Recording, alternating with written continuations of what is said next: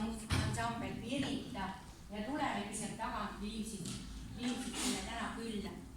Ja mina kuulsin, et teil oli eile sünnipäev. Kas oli?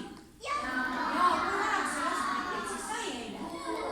6-aastaseks. Aga kuulake, lapsed, kas on nii, et see lasteaed on tegelikult sinu teine kodu?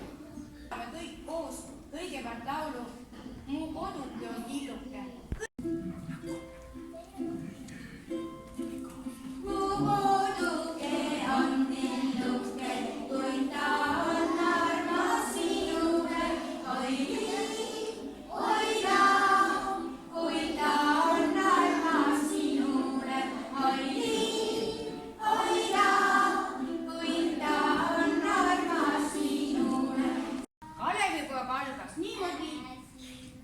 Vanemuine ütles talle, laena mulle kannet, vanemuine.